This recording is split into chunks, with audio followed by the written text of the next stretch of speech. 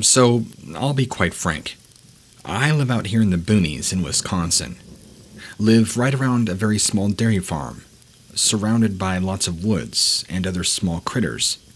And I know the dairy farm has its own lot of tiny animals too, along with pigs and chickens, and whatever it is else they have. I believe that, unfortunately, this is breeding the perfect environment for what we know in this state as a dogman, because I myself have seen one with my own two eyes. It was just a month ago, in early April, actually, shortly after Easter, 2021. I was outside, smoking on my tobacco pipe, and I seen this dog-like thing stepping over a large barbed wire fence. When I first saw it, I couldn't believe what I was seeing because growing up around here, well, or at least being here partially as a teenager, you hear of things called Dogman and Bigfoot, but never actually believe in them. Kind of like the Pacific Northwest, how Bigfoot is very prominent. I kind of just figured it was all folklore and local urban legend. But now that I'd seen this thing with my own two eyes, it kind of blew me away more than anything else. I wasn't terrified or scared.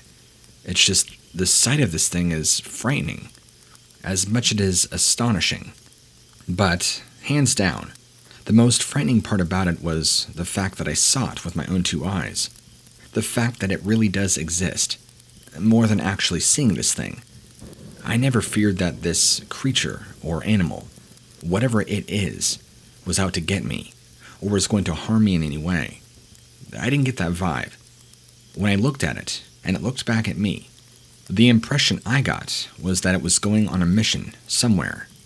It was certainly headed somewhere off into the woods, because I caught it just in time as I turned my head, and I see this thing lifting its leg casually over the barbed wire fence, which here is at least 5.5 feet tall, and this thing was very tall and lanky. It kind of reminded me of somebody taking a human body, or I guess maybe a dog body, stretching it out really long, because it did look really disproportionate and awfully silly, like really long legs, a very long lanky torso, and long arms. Kind of clownish, actually, like somebody took everything in Photoshop or something and just stretched it out of proportion. And the head was oversized.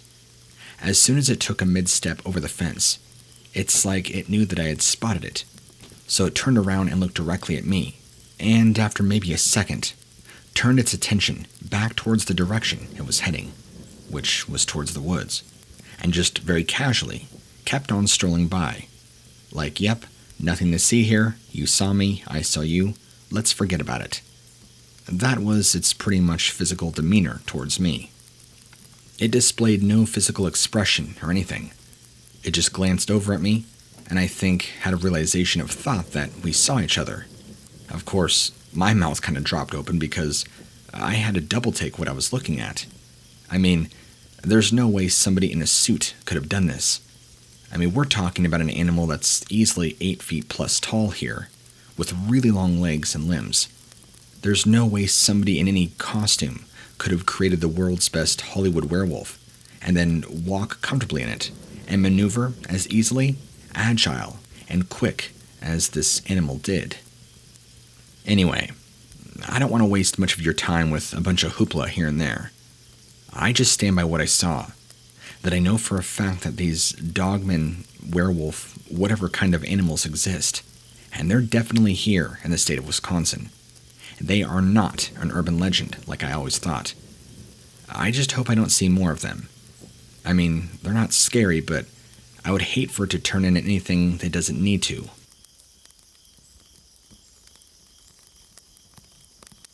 I had a sighting with what I believed to be a German Shepherd-looking creature, walking by the road, with its back turned to me. I was driving late at night, last August here in Wisconsin, and as I approached it, it kind of quickly turned and walked into the tall corn, vanishing. I'm here to tell you that, in all my years, I've never seen anything like it. At first, when I saw it, I kind of had to think to myself and realize, is that truly a dog standing up? Because from the backside, it looked exactly like a German Shepherd. at least the head, and as I got closer, realized it was much taller, and the head much larger.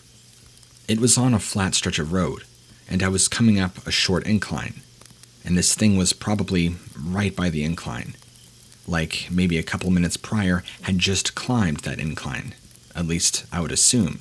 So, as I was going up, my headlights hit it, and as I got closer, I was able to see more and more of it. But right as I got to about the top of the incline, and I could see probably from its buttocks up, it veered off into the corn, like it knew it had to veer away from being seen, is kind of what I thought. And never once did it turn around to look at me, or even acknowledge me. But I knew that it knew I was driving behind it, or headed to it, because my headlights illuminated the entire backside of this animal. The hair at some portions of the creature was stringy and long, but other times it looked to be really thick and kind of matted together, like with dirt and grime, more so towards the back and the upper back of the head. But the arms, the hair kind of draped down. Think of like a long-haired dog. That's kind of what I saw. As I saw its buttocks, its waist was very lean, and I didn't see any tail. I also didn't get a chance to really see the legs much either, because of how quickly it moved into the corn. After this sighting had happened, which maybe lasted, 4 or 5 seconds at most, and I spent the rest of my night pondering what I had seen. I told my girlfriend about it the next day or two, and she actually believed me, which I was not expecting, because, see, I had never been a believer in things of that kind. I'm a pretty diehard believer in science, and things that can be explained rationally, with scientific, physical, and tangible evidence of some kind. But this sighting clearly defied all those odds, and now maybe Bigfoot could possibly exist.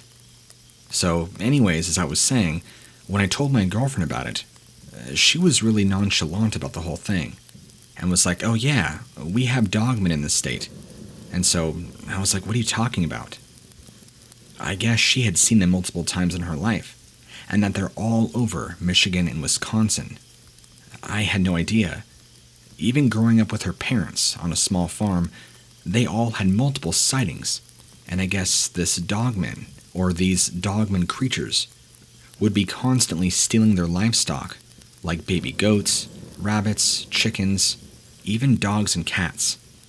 I guess this creature was a real nuisance for them, and my girlfriend's father had even shot at them numerous times, but was convinced, I guess, that bullets did not do it any harm.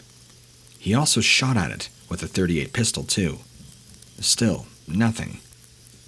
I guess I just have to come to terms with that these things really do exist, and so I thought what a better way to try and look up online and see if I couldn't find any sources that revolve around things like dogmen, and get my story out there, in case other people like me are in total denial that they do exist.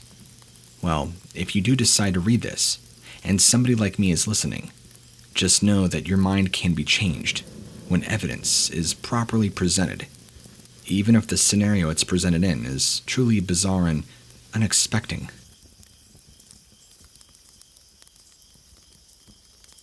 In 2019, I had an incredibly frightening experience with one of these creatures, a dogman, abducting my Labrador at nighttime.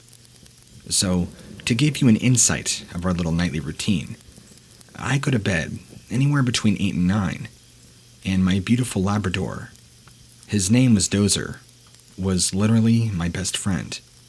We spent so much time together, and our nightly ritual was about 8 to 9. I'd let him go outside and use the bathroom for a moment or two, and then he would usually be right back. That was the usual. He never took more than a few minutes, ever. I think it's because he liked coming back and cuddling in bed with Mama. But on this night, I knew something was different. Something went awry. We did our usual nightly ritual. I let him out to go use the bathroom, and I waited. And I waited. And I waited. Longer than usual. Now we were hitting about the 5-minute mark, and This was strange because it was out of character for him. Like I just told you, Dozer was always right back at the door within a minute or two. 3 minutes at most. And most nights, I can hear him sniffling and his little collar jingling as he's looking around for a place to do his business. He's not one to really spend a lot of time and goof off outside. He wants to come back in and go to bed with me. So 5 minutes pass, and I'm getting very worried. So I grab a flashlight that's right next to the door. I step out on the porch and I call his name. I don't hear anything. Uh-oh. So I turn on the flashlight and I shine it around. I hear him whining. And so I quickly get off the porch, calling his name. Dozer, Dozer, where are you? And as soon as I round the house, the first thing the light from my flashlight illuminates is I see this creature standing on 2 legs, easily, judging by the tree that was next to it, 7 feet taller if not larger, holding my dogs with one hand by its back legs together, compressed, and its neck in the other hand, much the same way you would hold like a trout or a fish you had just caught. And its eyes were glowing like hot coals, obviously from my light shining right into it, and it just froze there, standing, staring, right at me. It was totally one of those standstill moments like, you make the first move. After maybe a couple seconds longer, in one fluid, solid motion, it just turned its entire body, without ever loosening its grip on my dog, and leapt off, maybe 30 or 40 feet away, into the wood line, and kept jumping, and disappeared, all within a matter of seconds. Of course, I was screaming, hysterical, shunning the light. I was trying to chase after my dog, but here I am in my nightgown, barefooted, trying to run through the woods, after whatever animal this was. Safe to say I didn't make it far. Running back home and calling the police, telling them a large animal had abducted my dog.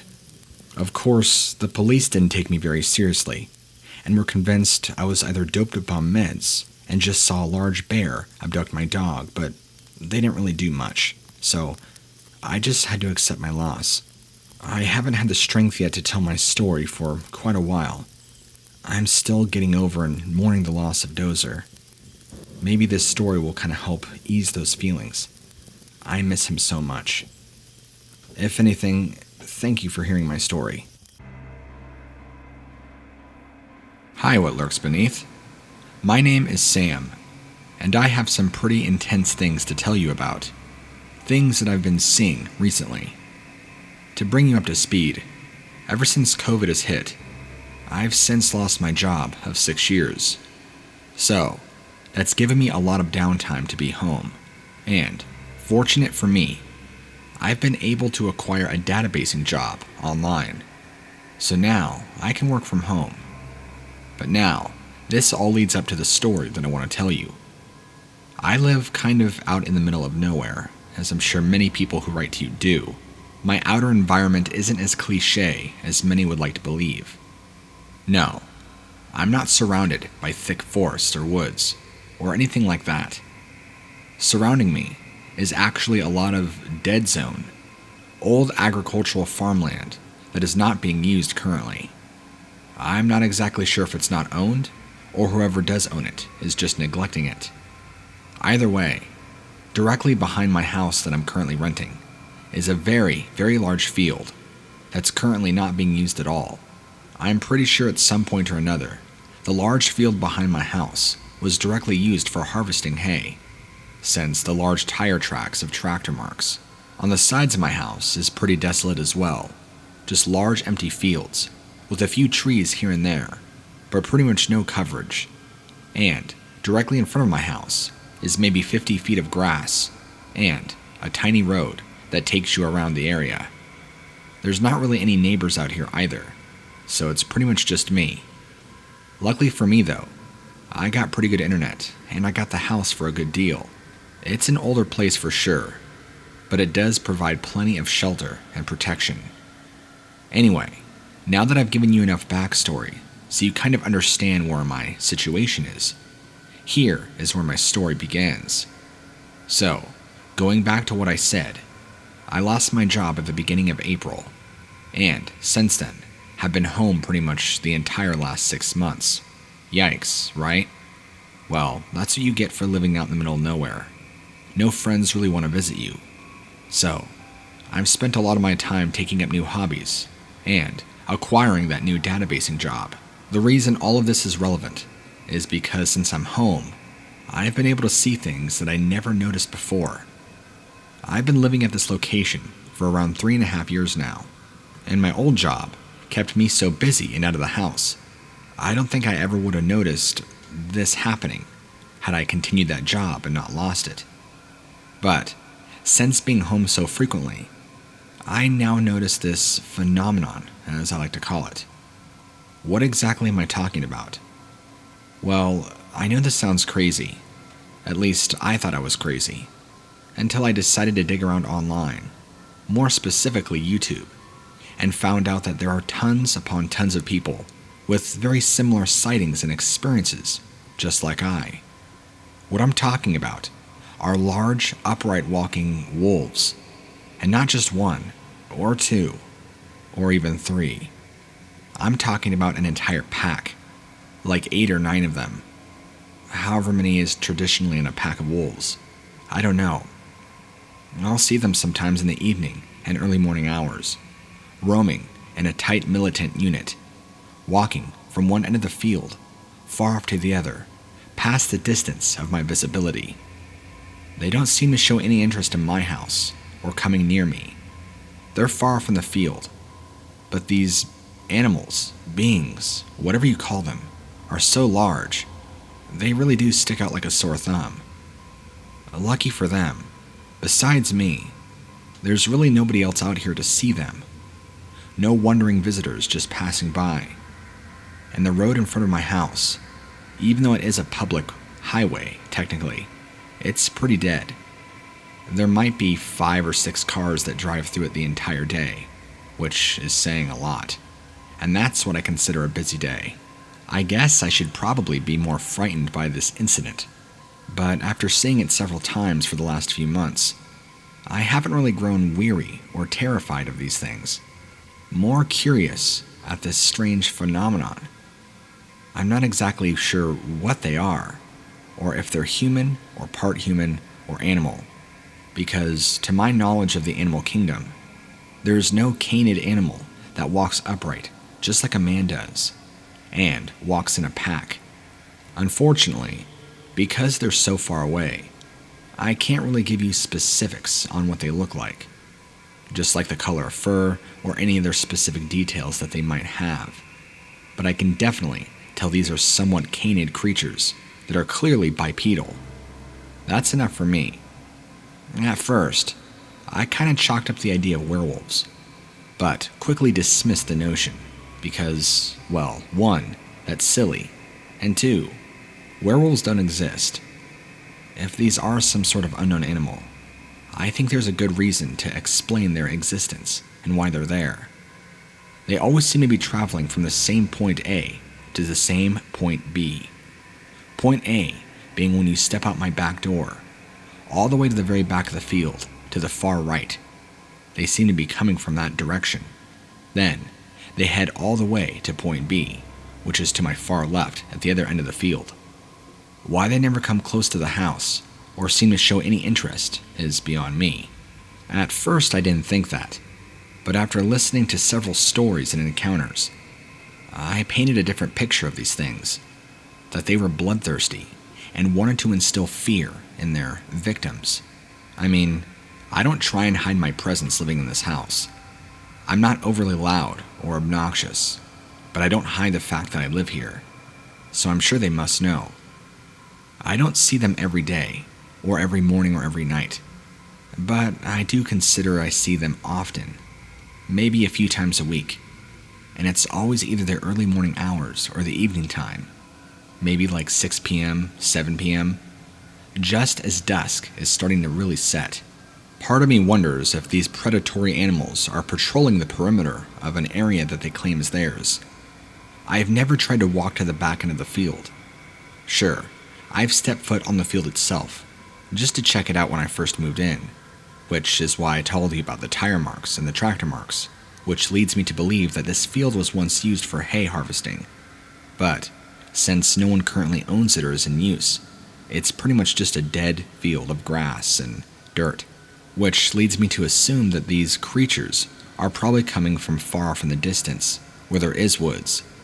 But when I say far off in the distance, I mean probably a couple miles off in the distance.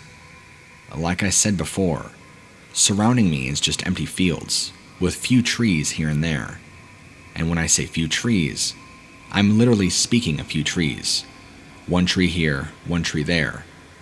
Very sparsely spread out, and pretty much provides zero coverage of shadows or anything to hide behind. So, I'm not exactly sure where these things are coming from, or where they're coming to. And if they are what they claim to be, judging by stories and encounters from your YouTube alone, then why would they want to reveal themselves like this? Why would they put themselves in a spot of vulnerability where others can see them? I mean, I don't think they know that nobody else is out here. I would love to know your thoughts on the matter, and what exactly you think they're doing, because I'm pretty sure without a doubt that the only thing that can make up what this is a dogman.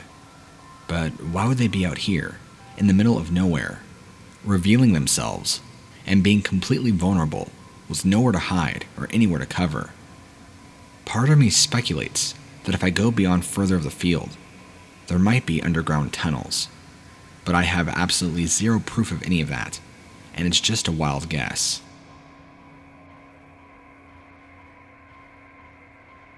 About 10 or so years ago, I was driving back from visiting my parents. My then 3-year-old son was fast asleep in the back, so when I couldn't hold the need to use a bathroom any longer, I decided to pull off the highway at the first rest stop I could find. I knew I should have gone to the bathroom at my parents', but you know how it is when you're trying to get out of there, and you don't want one thing to hold you back. I decided I would try and wait till I got home, but clearly that did not work out for me. And despite looking like something you'd find in a serial killer movie, needs must, and I rushed over to the ladies' room, leaving my son asleep in the car. There was no one else around, and I would be quick. It seemed a less painful option, rather than waking him up and dragging him kicking and screaming into the dirty bathroom with me. I was super fast, and hurried back to the car, where I found my kid awake and staring out the window intently. He didn't seem too upset to have woken up in a strange place, and no mama in sight. So, I counted my blessings, and I rolled with it. We were quickly back on the highway. Thank the Lord. He was still looking pretty out of it. You know, the way preschoolers have about them when they first wake up. Kind of like they don't know where they're at, and was nursing on a juice box. So it took a little while before he spoke. I remember he asked me a question, and I answered back to him, looking in my rearview mirror right at him. He just tells me he saw a really big doggy. I asked him, a big dog, huh? I asked almost absent-mindedly, not really questioning it as a kid, because kids always remember things they saw a month ago with no context. And a 3-year-old being a 3-year-old could have easily saw a dog that he would have considered big. But this was late at night, with nobody else around. In hindsight, there was nobody, or should have been nobody, walking their Great Dane or large dog around. I mean, it happens, but probably not. My son went on to tell me that this dog was real big, just like Daddy. And I remember I asked him, like Daddy? It almost made me chuckle. My husband is 6'2", so I guess he would be considered really tall. My son just kept saying, yes, Mama, real tall, just like Daddy. That's what I told him. We carried on driving for a while, not really thinking too much. That's until I saw a sign for a roadside diner, and thought it might be a good idea to stop for an early dinner.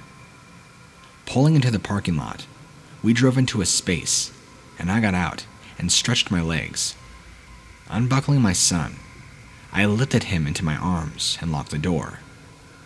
something on the roof of the car caught my eye. A dent, and what looked like several scratches, which had not been where we left for our trip. I cursed, immediately getting angry. What on earth could have done that? Those markings weren't there when I left my parents.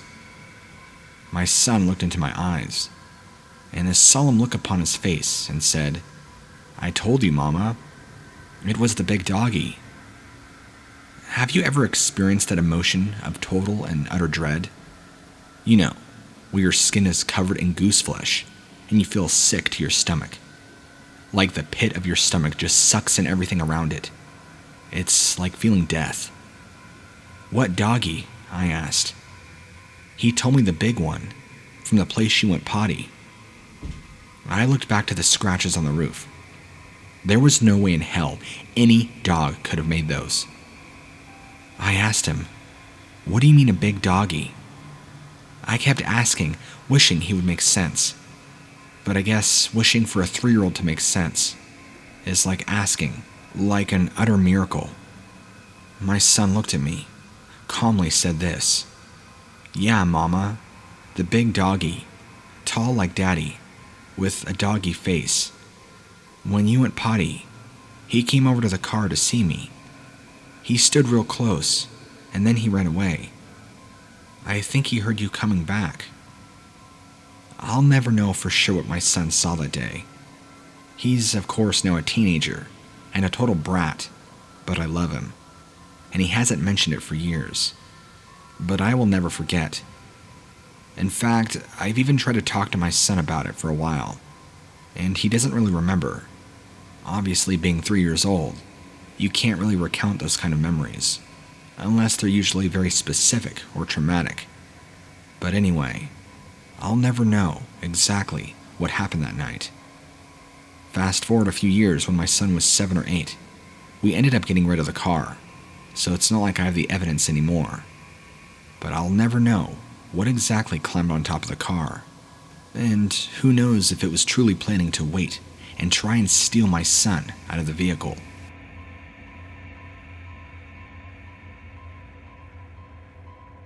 One of my best friends since college has Native American heritage, and let me tell you, some of the stories he had passed down from his grandparents literally beat any movie in terms of scare factor, hands down.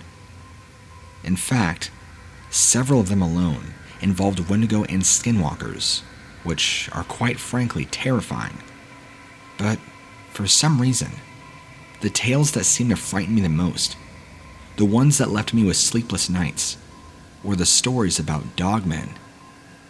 See, although the stories about the Wendigo and Skinwalkers were amazing, they had, of course, supernatural and fantastical elements to them, which left you feeling like they were indeed just stories. Nightmare-inducing for sure, for stories nevertheless. But dogmen, for some reason, it really just resonated with me. Now, my friend was very clear that these dog people were not to be confused with werewolves. Whilst the lore of the lichens meant those creatures changed due to the lunar cycle, dogmen were Canaan humanoids all the time. It's just what they were. They were their own beings and were not humans that transform. That is what scared me, even more terrifying than the concept of a werewolf. But what also gave credence to his story was that there was one particular encounter that wasn't simply passed down while he sat on his granddad's knee. This was a story which was far more relevant and believable, simply because it actually happened to my friend himself. He didn't grow up on the res, but he would regularly visit, and would often wander off exploring for hours, feeling totally safe and at ease there.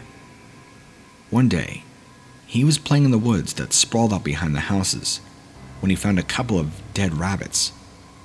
No surprise in that since there were all sorts of predators out there, he needed to be mindful of them. I mean, after all, nature's pretty chaotic and random, and if you're not prepared for it, it will not be merciful. But these rabbits hadn't been stunned, or even killed for food, it seemed. they'd been ripped into pieces, like something picking them up and just pulling them apart, piece by piece. Think of a piece of paper, crumpled up, and then just ripped in pieces. That's the best way he could explain it to me. So you can imagine that the visuals were less than pleasant to look at. He was more curious than afraid this time, wondering what would choose to do that. I mean, sure, plenty of things hunted for food. That just was the circle of life. But to play with it like that was far more destructive than essential for survival. Going further into the woods, for the first time in all of his years exploring, he felt a sense of disturbance, as if something was lurking in the trees, waiting, watching his every move. This is when he tells me that for the first time, he saw it. He specifically remembered that it was very tall, but yet also skinny and kind of frail, but not deathly frail. It was completely covered in dark fur, although it did look matted and mangy. It appeared to have patches of scabby skin showing through. The animal or creature he saw was clearly bipedal and stood on two bowed legs. It had a very clear and striking resemblance of a head of a dog, kind of like a German shepherd with a mix of Doberman. Not a wolf at all, and my buddy has always made this very clear. The head was no doubt a dog, and he can only guess that this creature he was looking at was indeed a dog man. Although he claimed to be absolutely petrified, he recalled feeling no intentional malice towards him. It felt in many ways that although this thing in front of him was the stuff of literal nightmares, it didn't show any interest at all in attacking him. But he remembers this feeling very vividly. There seemed to be an implied danger, as if were he to threaten the creature, then the creature would simply retaliate. And trust me, it wouldn't be pretty. So, he did what pretty much every single one of us would have done in that scenario. He turned and ran all the way back to his aunt's house, and told everybody what he'd seen. And what did they do? Did they chuckle, ruffle his hair, and cite an overactive imagination? Did they grab their guns and head off into the woods, storming to kill the beast? No. They simply nodded and suggested that it might not be best to go back into the woods for quite some time. And you know what happened? He never went back, because he truly believes in order to avoid these creatures, you need to stay out of their territory. It all comes down to respect, he believes. That even though these things don't necessarily respect us, but if we respect them, they seem to be much more honorable of staying away from us. Or so he believes. Since I personally don't believe in dogmen or have any experience with them, I can't agree or disagree. But since it's coming from him, which I hold as a very credible witness, I'll take his word for it, and if I ever see one of these things, I'll make sure to stay far away from any territory it might claim. A few years ago, I was staying with a buddy in his huge rambling farmhouse out in rural Texas. When I say rural Texas, I mean it. This place is out there. This place was massive and had a ton of land surrounding it. We were both writers, or should I say aspiring writers, and it was the perfect place for both of us to lock ourselves away and get on with the novels we were planning. There were plenty of deer on the property, just wandering around aimlessly, and my buddy was pretty protective of them. A couple of times over the last week or so, we'd found one mauled to death at the edge of his land. Never pretty, and upset him a lot. I mean, this guy loved doe, especially doe, mainly because we never saw any big bucks around. It was just a large congregation of doe everywhere. He would constantly be setting out apples for them to eat, and any other salt licks he can find, sticking them around, hoping to draw them in. I think his plan was to pet one, and probably befriend one. When it happened for the third time, a deer being mutilated and found. Despite it being what can happen often in nature, he decided to put down coyote traps, as he presumed that that was hurting his deer. Like I just explained, he became pretty obsessive and very possessive of these deer. Maybe it was coincidence, but there wasn't another attack for a few weeks, so he was sure that the traps drove away the coyotes. I mean, this was a good thing, as we had seen a few fawn, and then he was beginning to get really anxious that they would be easy pickings if the coyotes returned. After all, fawns are pretty defenseless. He even took to sleeping downstairs, a shotgun next to the door, so he could rush out and help if needed. I thought he was crazy. But then it does get crazier, because one night, we both heard an unmistakable howl outside. Even as a writer, although we both pen crime drama, nothing in the horror genre, I would struggle to put into words exactly what it sounded like, so the term howl is the best that I can come up with. I think it is the single most terrifying noise I have ever experienced, and I was in the delivery room with my wife when she gave birth to our twins, without painkillers. Needless to say, I bolted down the stairs to find my buddy and the gun gone, the front door side open. I threw on some boots, since you never walk outside in Texas without boots, and ran down to the traps. That was when I saw it for the first time. Despite standing with a gun aimed right at it, my buddy was frozen. I mean, I can't say I blame him. For there, in the trap, was what I can only describe as a wolf man. Now, I heard the audible gasp, the disbelief. Why on earth would I jump to that conclusion? Surely it was just a large coyote, or maybe a wolf. Well, let me ask you this. Did you ever see a coyote stand on two legs, just like a person, and walk upright? No? Did you ever see one that had a long skinny body and arms with hands, resembling that of a raccoon's? Not paws and not human hands. I didn't think so.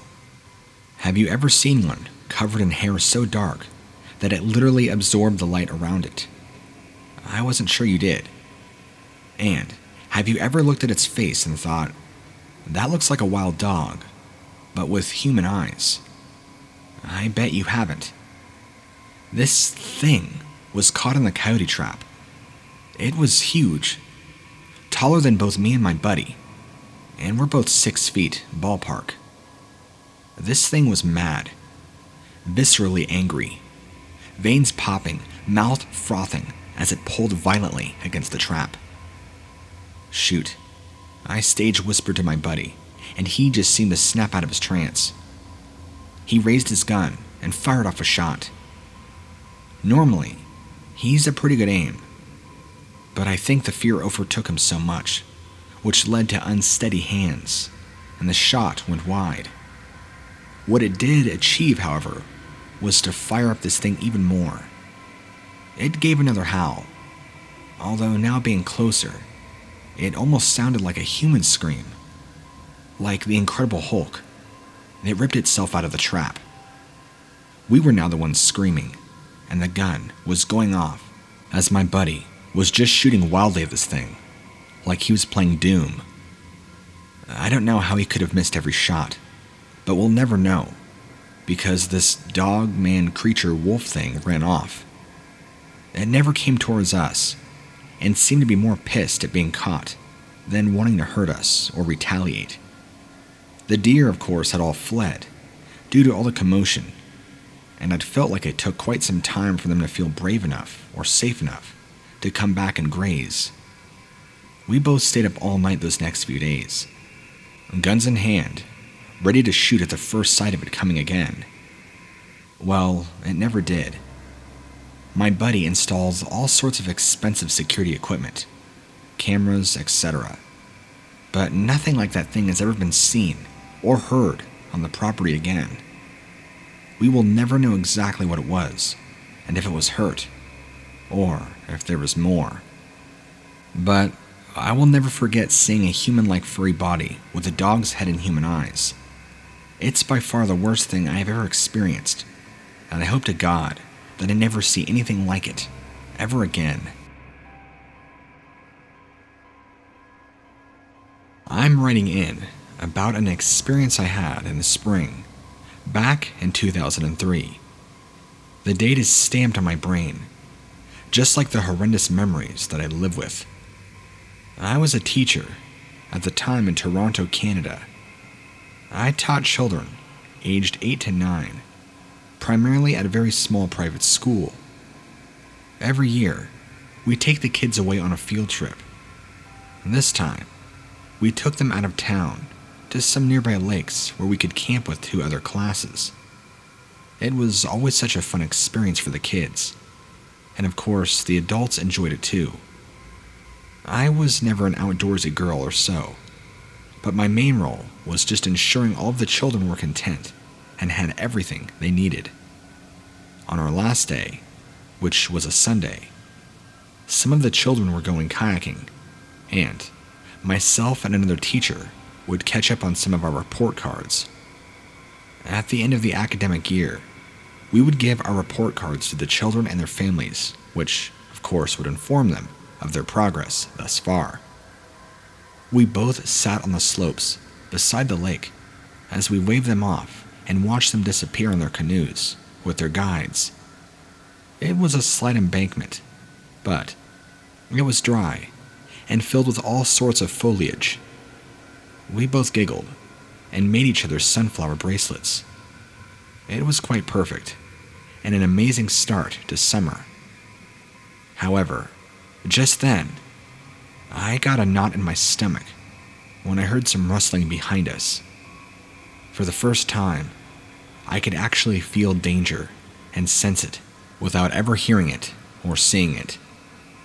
Something large, an animal of some sorts. I looked behind me, but didn't notice anything right away. The ominous feelings stayed lingering. Then, we tried to continue chatting, having girly time. This time, however, we were both cast and covered in a black shadow. I looked up and saw the most enormous and bizarre-looking creature staring down at me with a ferocious, venomous look to its eyes. This creature had to have easily been 9 or 10 feet tall. I'm not joking you. It was a behemoth. The body kind of resembled a wolf, with pitch black, dark fur, giving it a seemingly very thick coat. You know how bears have a very thick coat of fur? It was like that, except black. But not black like a traditional black bear. It was darker, like it absorbed the light around it. I can't even begin to explain it. We both held each other, screaming in terror. This was clearly how we were both going to die. This thing, straight out of Halloween, was going to rip us apart. My eyes followed the beast's body, right up to its head, which I realized was that of a man and a wolf. It had human features, like the cheekbones and even the forehead bones, but it had a long muzzle, with large teeth protruding out from its jaws, even though its mouth wasn't even open. Its head also appeared to be bald almost, but with long ears. Maybe it wasn't really bald, but more just parts of hair missing on its face and head. It was the most bizarre looking thing I'd ever seen. This thing's teeth were fang-like and long, seeping down below its jaws. They looked like they can cause some serious damage. These were clearly the teeth of a killer. I trembled with such a fear that I had never felt since I was a child. I was wrapped tightly in my friend's arms, ready for the jaws of death to claim both of us. When I looked up again, this thing was drooling, a bizarre thick kind of slime that almost had a texture to it. The beast continued to eye us with curiosity and aggression, clearly relishing our terror and fear. Its expression was like it was getting off on it, like it was enjoying inciting that much fear and terror into both of us. It's almost like it wasn't even wanting to move or make a move, because it kept wanting to scare us. For a second, I thought about rising from the ground and attempting to batter the beast myself, like my late father would have done. But who am I kidding? I just continued to sob on the ground, whimpering, hoping that it eventually would retreat, leave us alone, or kill us both quickly. It was the beast's eyes that were the most foulsome. Red, with a hint of yellow. They probed us. They glowed. This thing had intelligence, and it seemed to stare into our souls and bodies. They were almost like little slits in the center. Not completely, but that's what it felt like. I've never had this feeling before, but I felt as if my body was literally breaking down from the sheer amount of terror and fear that I was experiencing, coursing through my body. This beast again opened its mouth, exposing all of its horrid teeth, and roared at both my friend and I. Its whole expression and body perched over us in pure hostility. We just continued screaming, this time not stopping for what felt like several minutes. When we opened our eyes, I looked up to see that this creature had vanished. Even the drool that had came out of its mouth and dripped on the ground in front of me was also gone. There was no evidence that it had been there at all. It was the spookiest thing, and I kept expecting it to jump out and attack us. But it appeared the coast was clear. We were safe, or falsely safe. We both hugged each other before running back to the cabin. When the rest of the staff saw us, they knew something had happened. We told the principal, who told us we both looked stressed and should take some time off work. We briefly sat down with them and explained what we saw. We were called in for psyche evaluations, but proved that nothing was wrong. Over the next few years, I received counseling regularly from skilled professionals who told me that the beast I saw was merely a metaphor for something going on in my life. Maybe something I didn't deal with in my childhood. But it was all bullshit. I knew what was going on. I tried to tell them. They wouldn't listen.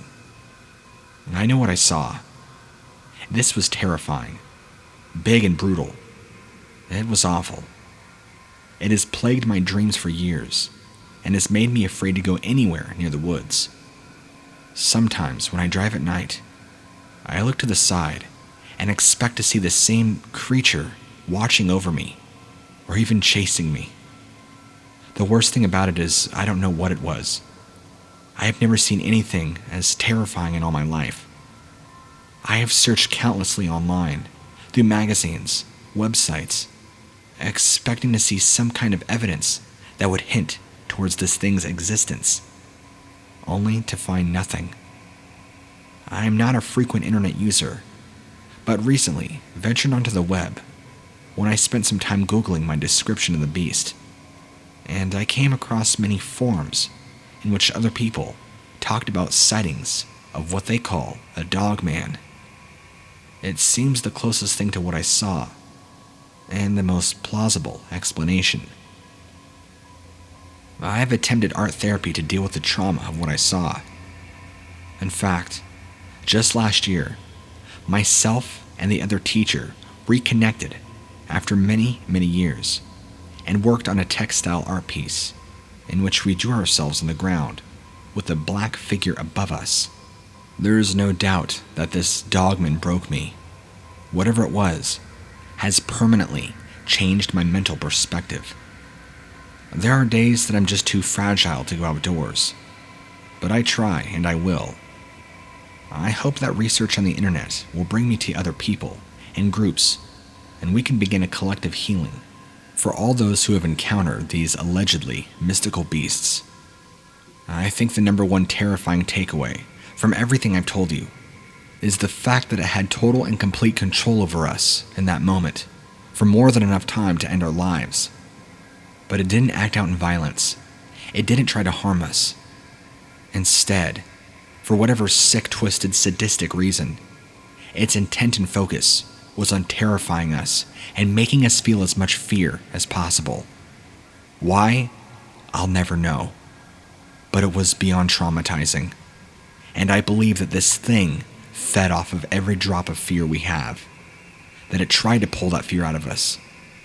I'm not sure what it gained from it, but whatever it was feeding off of it.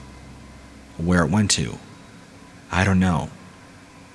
I don't really believe in paranormal or ghosts, but it's very possible this thing has come from hell.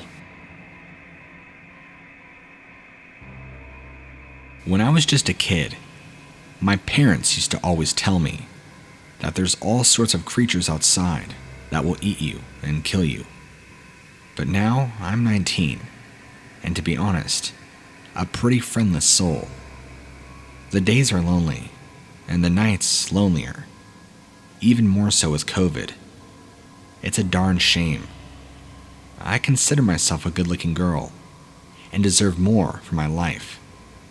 So, during quarantine, when the world is standing still, I've decided to go and venture outside. Granted, I live just outside of St. Paul, Minnesota, which, I don't care what anybody says, is by far the most boring city in all the country. I mean, there's the mall, that's it. So in my neighborhood, which is on the north side of the city, this would have been around April, so the world was full of pooping bricks about the idea of COVID taking over. You know, back when everybody was hauling toilet paper, and the shelves were bare, and people were panicking. Well, life seemed boring, and the town was quiet. So I decided to venture out for once. I was sick of the lonely Friday nights, endlessly scrolling on Instagram, watching everybody else have a good time. I deserved to have one too, I thought. My parents were working at the hospital, both in ICU, so it was just me at the time, home by myself. After going on a long walk in town, I eventually found myself right near a basketball court, neighboring a small park. This is at nighttime, and I love urban exploration at night. So I sat there by the bushes on a bench, and I got the most eerie feeling that I've ever had. It was like I was being watched, and suddenly, I expected a serial killer or some sort of rapist to pursue me, just like in video games or in movies. But a deep shiver permeated through my entire body, even more so than I could have ever imagined. So much so that I actually twitched and jerked in my seat. I had a feeling to look behind me, and I did, resulting in me screaming. A large wolf was standing over me. I'm 5'2", and this thing was easily twice the size of me. I had to actually look up at it, and wondered, had I been drugged? This couldn't be real. It looked like it came out of a horror movie. A huge monster, with an orange glow to their eyes, was peering down at me. The creature had matted fur all over its body. It appeared to be black, or a smoky charcoal color. With the lighting, I couldn't exactly be sure. Its body was ripped, very athletic. Every muscle was pulsating underneath its thick fur. It was incredibly bizarre looking. Although in the moment, it seemed like a costume. I knew, in the core of my body, this was a real, living, breathing monster. My hands were sweating, and my heart racing. I knew my only chance of survival was to run, but my legs stood, stuck on the ground, my feet now bursting out of my heels as I fell backwards, not noticing the pain at all, with my eyes locked on this creature. The creature's face was completely dog-like. It looked like somebody took a German shepherd and glued it onto the body of this beast. It was terrible looking. The head itself was even larger than the body, disproportionately larger. As I squinted, I was able to take in the full horror of everything. I could see that it had fresh blood on its muzzle and just continued to stare into me. I closed my eyes and prepared myself for the savagery that would be the end of my life. With my eyes shut tightly, I began sobbing uncontrollably. After waiting for the end, maybe a few seconds, I opened my eyes back up, and this thing continued staring at me, not moving. It was as if it was curious about me, like it was about to toy with me, like it was a hunter that came upon a dying buck. I had no idea what was about to happen, so I pulled my shoe off my foot and flung it at this creature before running away as fast as I could. When I got home, which I'm surprised I actually made it home, I spent the rest of the night in the hot shower, trying to protect myself with a knife in one hand, hoping that the hot water would mask any scent that I had on my body, in hopes that this thing wouldn't track me down. I vowed and cried in the shower to never pursue another night adventure ever again. I never told my parents what happened. If they found out that I ventured, they wouldn't kill me, but I would surely know punishment. I don't know what it is that I encountered, or why it didn't try and kill me. Why did it show curiosity in me? Why was it studying me, as if I was some vulnerable prey that it was about to pounce on? I've turned my questions to Reddit, and although I haven't been able to find much, I'm convinced this was some sort of demon, some sort of monster. Even thinking about this and talking about it sends shivers down my spine. You know, honestly, I was really considering not even writing this out and sending it in, because just going back to this memory is traumatic enough for me.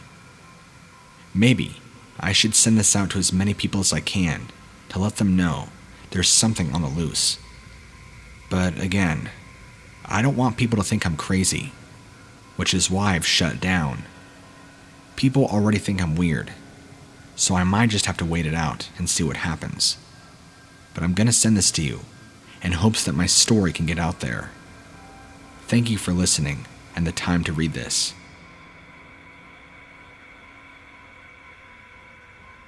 My grandpa had told me a story about dogmen. I just didn't know it at the time.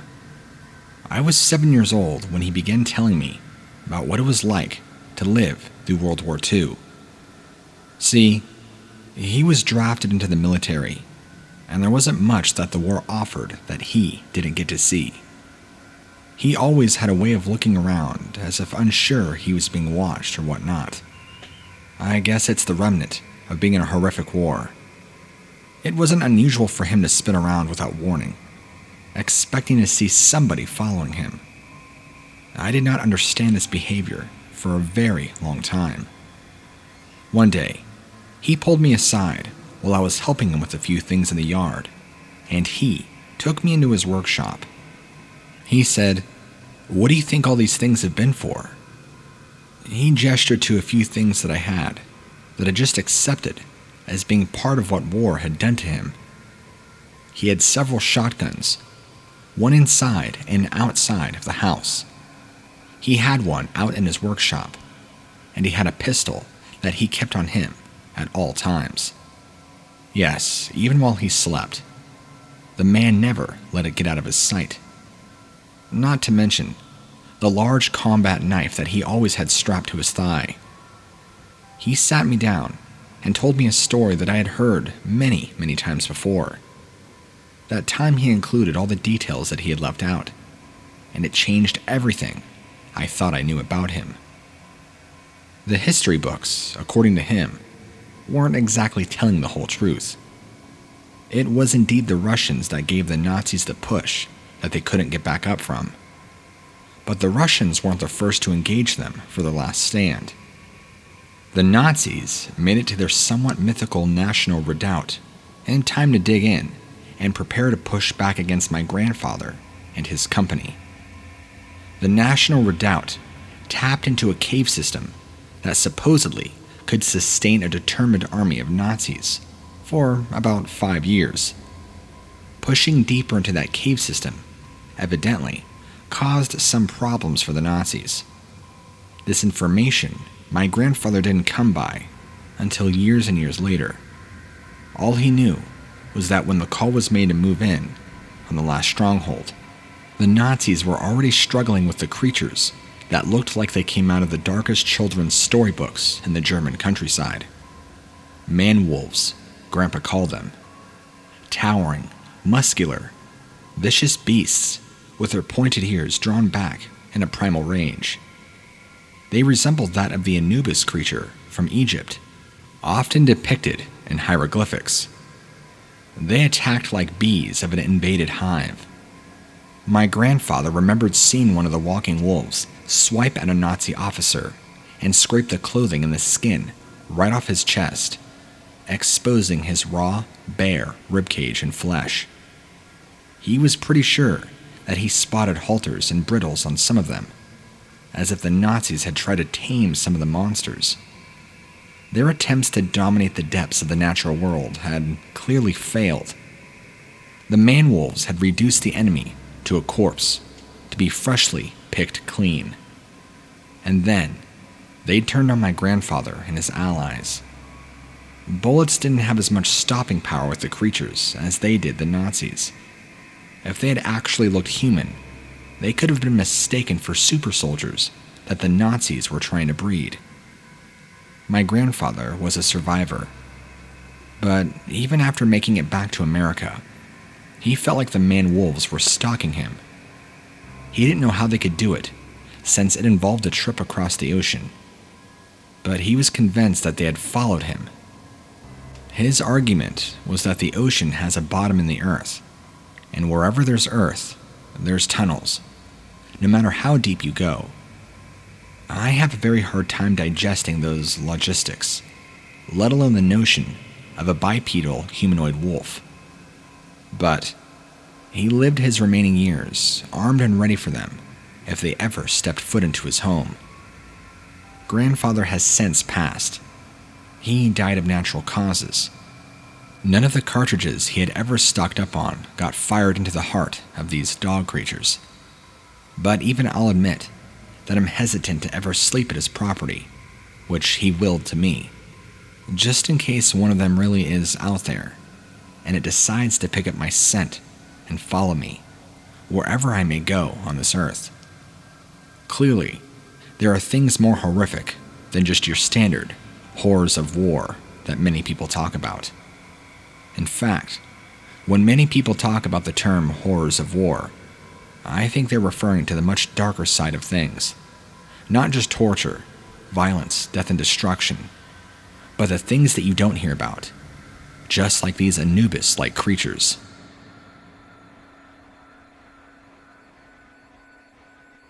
I think we've all seen the videos made by people that will play with their cats in a hallway. Each time the camera noses around the corner, the cat is a little bit closer. I had a similar experience with something that wasn't a cat. Quite the opposite. Well, it was a dog. It had beefed up muscles, rippling under its coarse black fur, and it walked on two legs. Before I continue my story, I don't believe in werewolves. But if I did, this thing is how I would expect them to look. I was moving one of my friends out of a flat that was on the very edge of town. You could see the "Welcome to Hollybrook" sign from his window. The town, though small, had fallen under the shadow of gang violence. People were moving out as soon as they had the chance, and my friend was no exception. Despite living at the literal edge of town, my friend's flat wasn't very accessible. You had to find one specific frontage road, and that was the tricky part. I must have missed my turn, since I found myself in a maze of clustered houses and mobile homes on a cold and cloudy day.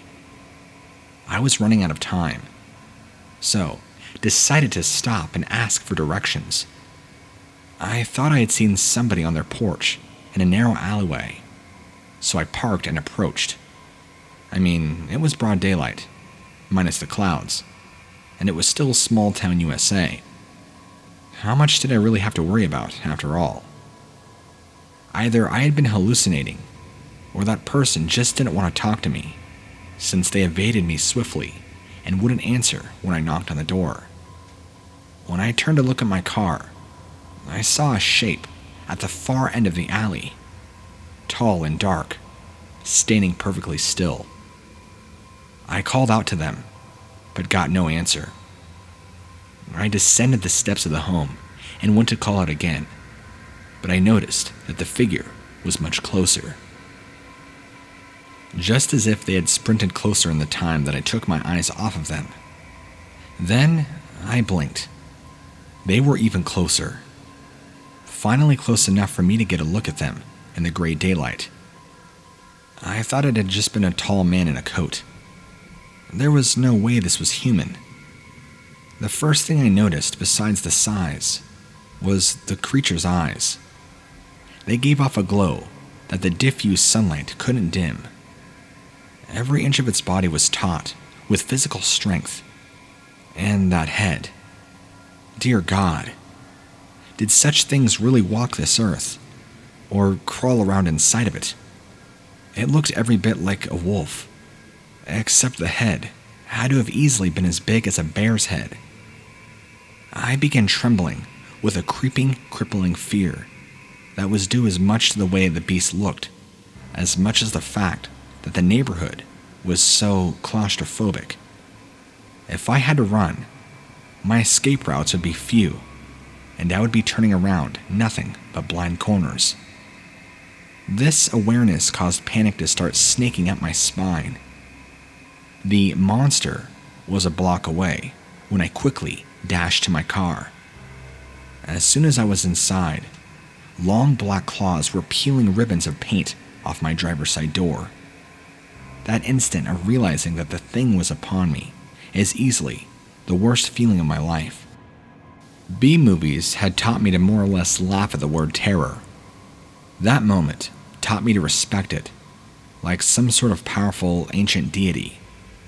The beast howled in frustration when it could tell that I was beyond its grasp. I didn't make any phone calls or messages or anything. I simply got out of there, and I never went back. Why this creature that looked simply strong enough to rip the door off my car and pull me out? Why it didn't do that? I don't know. I guess I'll never know.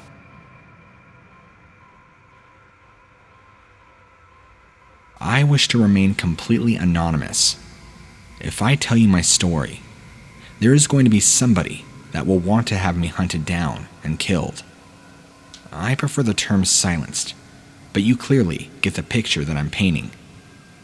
But the price of holding this story inside of me any longer would be much, much worse.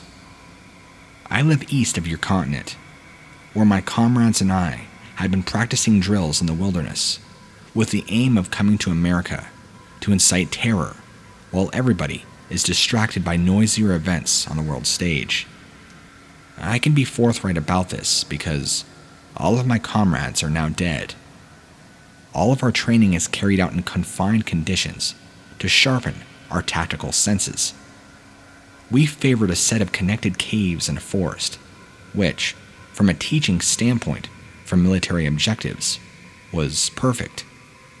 The confined nature of the forest could be like the outdoor urban environment, while the caves could be like that of the inside of a building, interior environment. We always practiced with live ammunition. There is no substitute for the real thing, according to our teachers. We were also led into an unfamiliar branch of cavern to throw us off, and see how well we could adapt to the unknown. Nobody said a thing, but I could tell that we all felt it at once, the sensation of being followed and being watched. A few of our comrades began to say that the enemy soldiers had discovered us, but no enemy I'd ever faced in combat made me feel like that, what with the hair on my neck standing up. The presence revealed itself in the light of our electric torches. A wolf demon straight out of the stories my guardians would tell me, just to keep me from getting out of bed at night. Perhaps the sight of the demon would not have had so much power over me if I had not been told those old stories, because I felt just like I was a small boy, all over again, trembling in fear at the final revelation of what I had always heard and dreaded seeing. Once I remembered, I was a grown man soldier. I raised my rifle and shot the monster, using too many bullets than I should have. I couldn't make my finger let go of the trigger.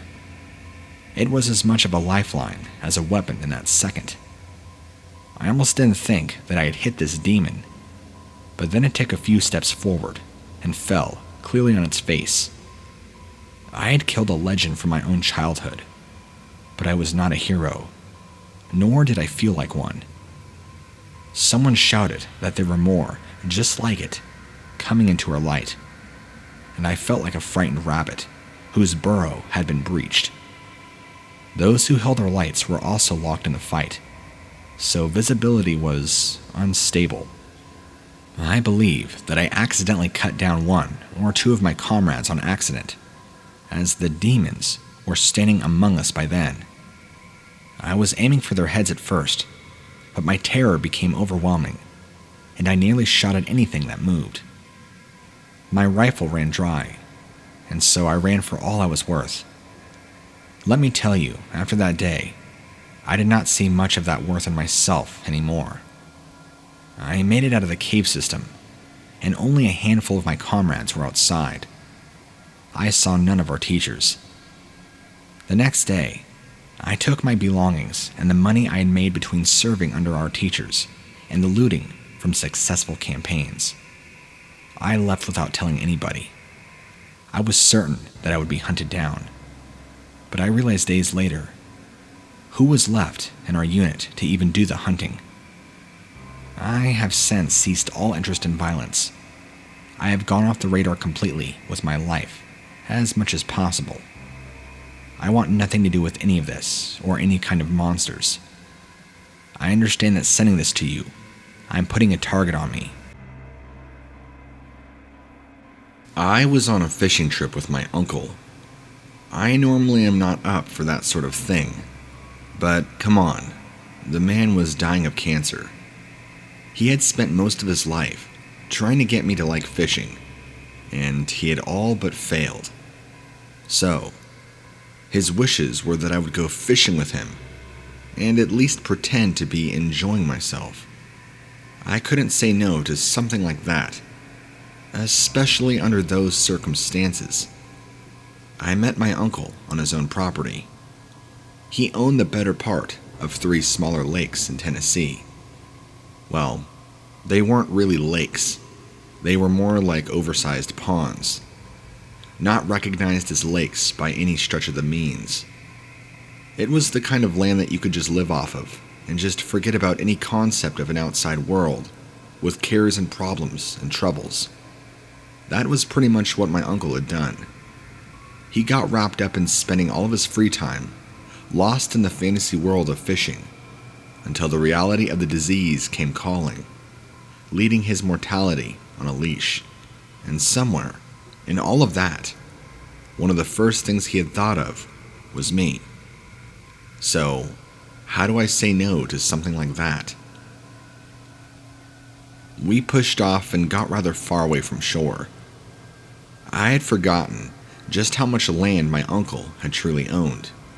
My uncle sat back in the little rowboat and tipped his hat over his eyes and fell asleep.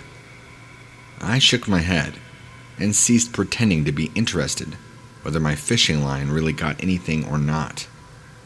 I loved the man, but the business of becoming a vegetable while waiting for a fish to take bait just really wasn't my thing. I was lost in a restless daydream when my line not only went taut, but the entire rod was yanked out of the boat. It took me 1 second too long to respond, and the whole thing was now lost in the water. I couldn't imagine what sort of thing was big enough to take away my uncle's equipment so quickly and with so much force. Unfortunately, I wouldn't have to imagine very long. Somewhere, in the cloak of the mist that hugged the water, I heard what sounded to be a great deal of splashing. Then, I heard growling, mingled with a yelping sound. Something was in pain, and it didn't sound like a fish. Then came a very frustrated howl as 2 points of dim light danced somewhere in the gray void. I did the dumb thing, and I began to row toward it, heedless of the possibility of coming across a raving lunatic or a pack of wild animals that could be panicked and dangerous if they were caught up in the fishing line. I had hoped that the 2 points of light were an indicator of people, but they were far, far from it. Well, they turned out to be eyes. It was like something from an old cartoon that I used to watch when I was a kid. A towering monster, a wolf thing, that had gotten the hook sunk into its body and was having a dickens of time getting it out. Its clawed fingers weren't suited for the fine manipulation it would take to work a small but sturdy hook out of its body, and was getting now stuck in the line. The thing was visibly angry, and perhaps distraught. The sight of it alone was terrifying, and had I been more attuned to animals, I might have had a mind to help it if it didn't stand more than 7 feet tall and walk around like you or I. What kind of wolf creature walks around on its hind legs? Werewolves, that's what. But I had absolutely no preparation in my mind for ever running into such a thing, so I was speechless and directionless. I ended up rowing away quietly, hoping that it wouldn't catch our scent and come after us. It bolted off into the woods, with the line still wrapped around it. I had a hell of a time explaining to my uncle what happened to his fishing gear when he woke up. I should clarify that this thing clearly looked strong enough to break the line, but that didn't seem to be the problem. The hook seemed to be lodged somewhere in its chest. I don't know how, or what, but it seemed like it was having a really hard time digging it out, being halfway into the water in the mist. And I don't know why it bolted away, or why it didn't come after us. Either way, it was completely and absolutely frightening. I'm just glad my uncle didn't see it. The poor old man would have probably had a heart attack.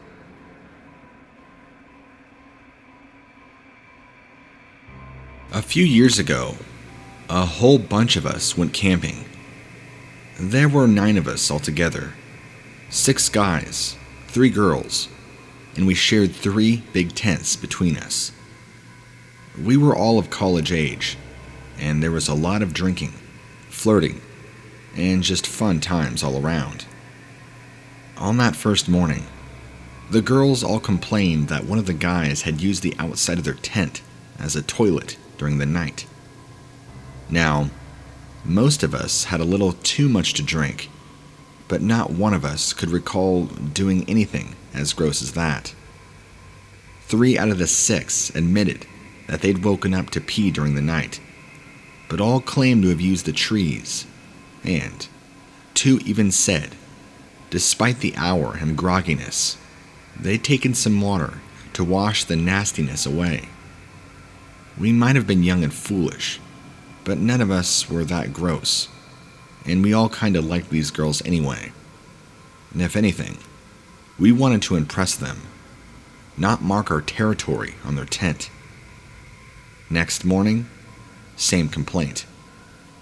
The girls swore they'd been woken up to the sound of somebody urinating on the side of the tent. It was so loud and such a powerful flow, it had woken them up from a deep sleep.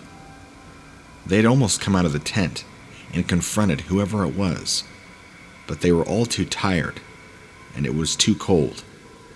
It was also raining. This time, none of the guys could remember getting up to use the tree bathroom. One had woken up early, like 5 a.m. to go, but the girls said this was in the middle of the night. They were getting a bit annoyed, and there was definitely the strong smell of pee on the tent. But it kind of had a weird smell to it. Not human urine. It kind of had a smell that I can't quite describe. We washed it away and wondered if we had a liar, or more likely a sleep peer, in our midst. One of the guys actually made the sensible suggestion that the most plausible explanation was that it was indeed an animal, especially considering the smell, like I just said, wasn't quite human smelling. Something that came over to the campsite on the night to scavenge for leftovers, and then left a little thank you. The girls scoffed at this, though, as they said the flow had been so loud the previous night that they could actually tell where it was hitting the fabric, and there's no animal that big, or that stood up to pee like a dude. They actually insisted we all use the bathroom on the site, not the trees, before we hit the sack on our final night. They were pissed, and it was clear that none of us were in their good books, as we were all suspects.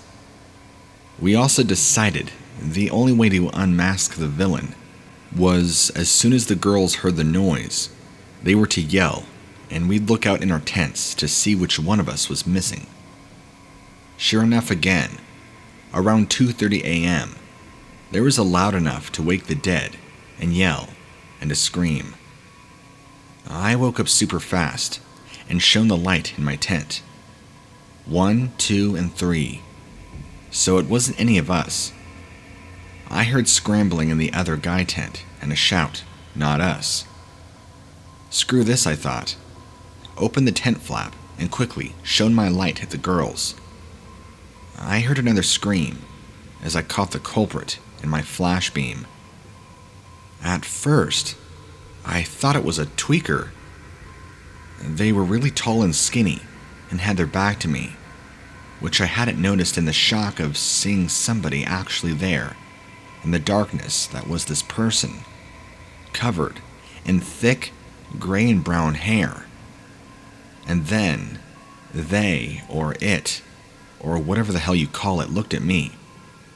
It screamed. I screamed. The girls then screamed. Except this thing wasn't screaming because it was scared. It was a very intimidating, angry scream, like half human, half animal being hurt. It was the most disturbing thing I've ever seen. The only way I can describe it is it was very slender, very skinny, very hairy, with a head that looked just like a dog's. It was really gross looking, and despite it having this messed up head, it had this horrifying scream, a nasty, terrifying noise. Once I got over the initial shock, I leapt out of the tent. To be honest, I don't know exactly what I intended to do, but I felt like I should do something. Luckily, rather than launch into an attack, it screamed even more and then ran off. And when I say ran, this thing was like the Flash. It was there one moment, then poof, gone. It was so fast it was almost unnatural. The girls were in hysterics, and I wasn't far behind.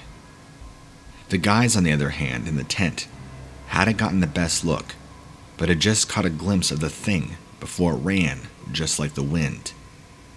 The girls all swore up and down they wanted to leave, but we managed to placate them by spreading them out into the 2 guy tents, just until the sun rose, and we had enough light to pack up safely. Whatever that thing was, it was messed up. The only saving grace was that it genuinely didn't seem to want to hurt us. Maybe it was marking its territory. I don't know. But who knows what might have happened if there hadn't been so many people. I know one thing is for certain, and that's that we will never choose that spot to go camping again. This isn't my story, but my great-grandfather's.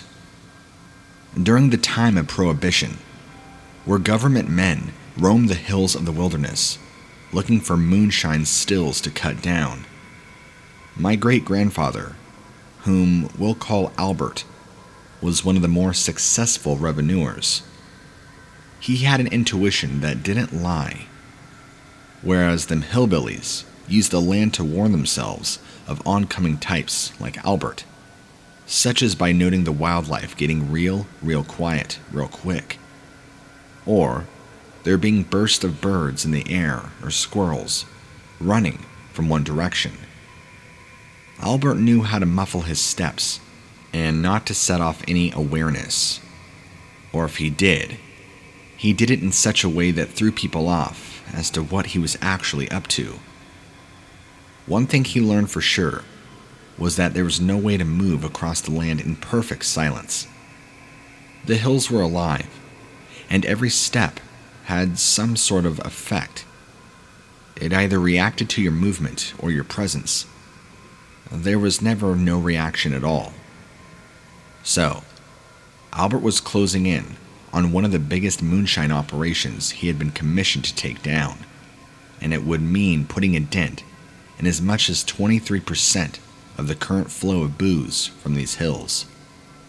He was pretty sure he had bagged them down one day when he spotted thick columns of smoke in the sky. Maybe they just had gotten careless. It didn't matter. He had a promotion to collect if he could make this one job count.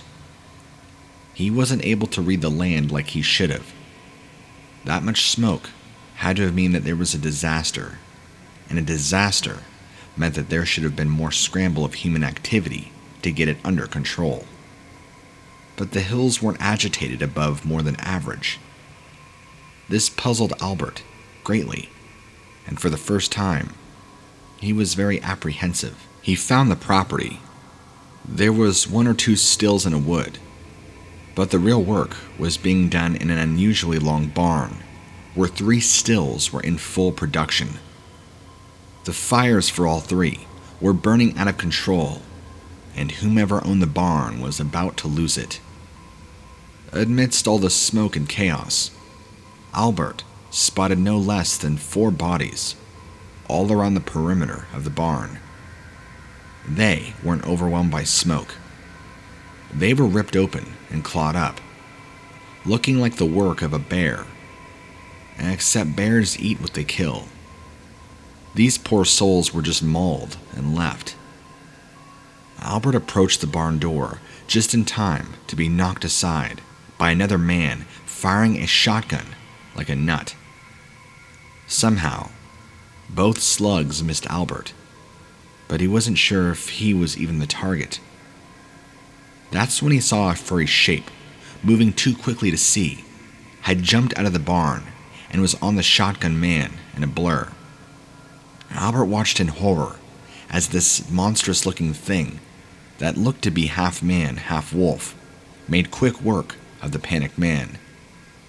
It shook Albert up pretty bad.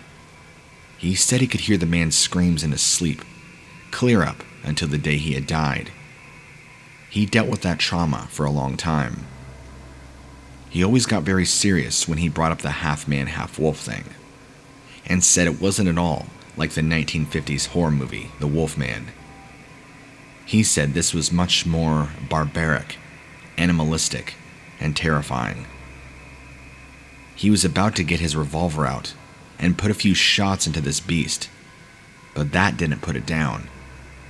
It only seemed to piss it off more before it bounded off into the woods. It let out a horrifying howl and wailed the whole way. And for some reason, it's not the cry that haunted Albert for years to come. I guess the government had seized all the property because, well, I guess there was nobody left alive to put up a fuss.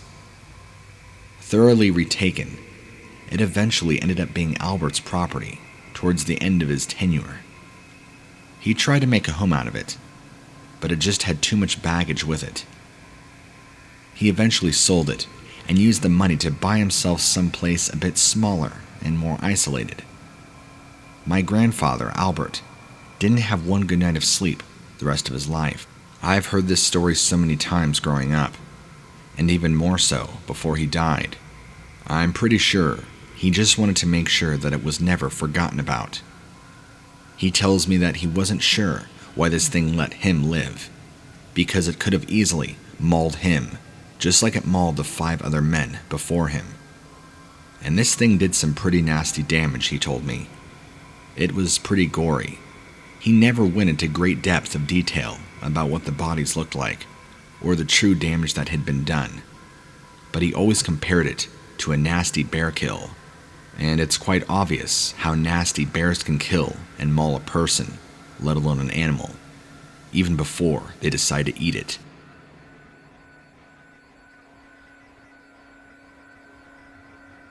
I'm writing in to tell you about something that I saw last night on my way home from a drive-in. It was dark, and there are a hell of a lot of trees, either side of the road, but I know what I saw. Well, I don't know what it is, but I know that I saw it. I had my headlights on, because, as I said, it was dark, and this part of the road seems dark, even in the daytime because of the trees. I could just about make out the head, a very, very weird shape in the middle of the road. This isn't wholly unusual. There are all sorts of animals out here at night, and after all, many are nocturnal, so this is really their time. I guess they thought that I was the one that shouldn't be there. So I hit the horn a couple of times and flashed my brights. But that's usually more than enough to scare off any kind of critter. But it didn't move. It just stood there. I began thinking the other obvious point. Whatever it was now dead. That left me with the dilemma of whether I could get the car around it, when all of a sudden, this thing got up. I won't repeat exactly what I thought, but you can bet there was a whole bunch of cursing and screaming coming out of my mouth, because in front of me, I could see pretty clearly now, was some sort of really tall hyena creature. And when I say tall, I mean like really tall, like a person. Basically, in front of me, clear in the headlights, was a hyena that stood up on two legs, just like a person, complete with that sort of weird spotty hair they got, and a weird face with a sort of arched back. It was definitely hyena-like, but it looked wrong. And it stood on two legs, which was wrong to begin with. It seemed to stand its ground as I got closer. I have to admit, in my shock and panic, I was just heading towards it still. No thoughts of slowing down. At the last minute, literally, right before I would have mowed it down, it jumped out of the way and sped off far into the trees. I just kept driving. I needed to. I needed to get home before I could really allow myself to think about what I just saw. Was it a dog man?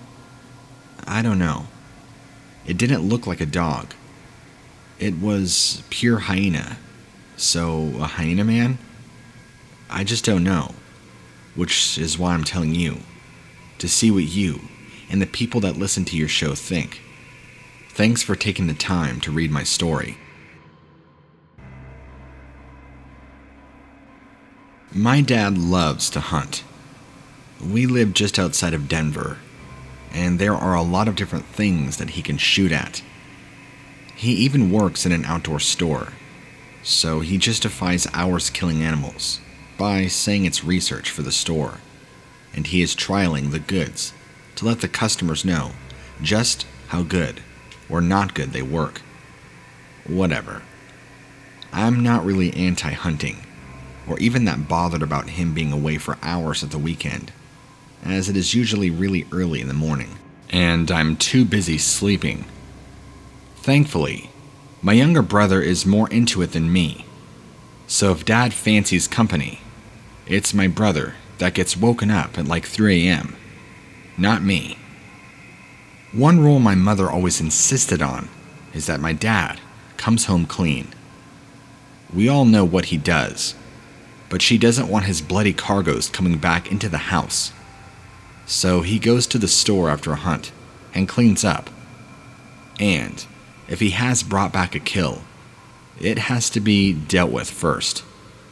She has no qualms about cooking up whatever the hell he shot, but won't entertain the idea of skinning it and chopping it up. It's like, if it's presented to her in neat steaks, she can pretend it's some chicken or beef she bought at the store, not like bobcat or bear or something. I learned a long time ago not to ask what I was eating. Dad has only ever broken the rule of coming home clean once, and that's the tale I'm going to tell you about. It was just a regular Sunday morning in the fall. He'd headed out nice and early to catch whatever it was, a deer, a boar, or something, and was planning on heading back in time for lunch and the game. Josh and I, my brother, by the way, had enjoyed a lie and some video games in the morning while Mom was fixing food. It was still a couple of hours until my father was due back. So when the back door swung open, and he was covered in blood and a loaded shotgun still in hand, that was Mom's over, but actually more important rule: no guns in the house. They were to be stored in a locked cabinet in the garage. We were all stunned. My brother was more used to seeing Dad like that than anybody, and afterwards, even he said he'd never seen so much blood. My mother was starting to get mad, and she seemed worried, asking Dad if the blood was his. That seemed to be the only reasonable explanation as to why he would take a 20-year promise of not wearing his hunting stuff in the house. I remember him shaking his head, said he wasn't hurt. The blood was not his. That was when Mom started to get mad again. Dad, however, seemed to totally ignore her and sat down at the table, still bloody, and placed the gun down. I asked my father what was going on. This was in no way normal, completely out of his character. He might have taught me how to load a gun almost before I could ride a bike, but gun safety was the law, and I had never seen this gun in the house. I'd asked him a second time what had happened. He gave me a look, almost as if seeing me for the first time. He picked up the gun, emptying the shells, placing it back on the table. At this point, I think my mother relented and realized something weird was going on. Like, properly weird. She even asked what had happened. Then my father proceeded to tell us what had happened. He said he'd been stalking whatever animal he was looking for, and he'd been about to shoot when he heard a really loud noise. My father's kind of a mountain man. He doesn't really scare easy. The woods have really desensitized him, and he had his gun. But he is also very smart. He's not an idiot. He immediately went into defensive mode and tried to locate where the noise had come from that he had never heard before. He was also trying to identify it. He said it sounded kind of like a wild dog, but had a very distinct timbre to the noise. He had crouched down, aimed in the general direction the noise was coming from, and stayed solemnly still. The noise, what he could make out to be a very, very low-pitched growling sound, was then joined by a loud roaring, a really odd, deep guttural roar, which was quickly followed by what sounded like a screeching sound. Still, with the gun pointed in the general direction where the noise appeared to be centered, he started to quietly creep towards it. And then, Dad told us exactly what was making that noise. As he rounded the trees that had been covering what he now presumed to be a wild dog, he had his gun pointed down towards the floor, because that was obviously where he expected the creature to be.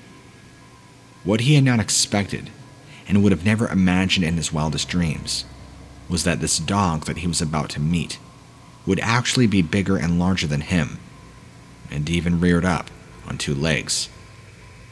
Oh, and there were two of them, the roaring and growling and screeching. That's right.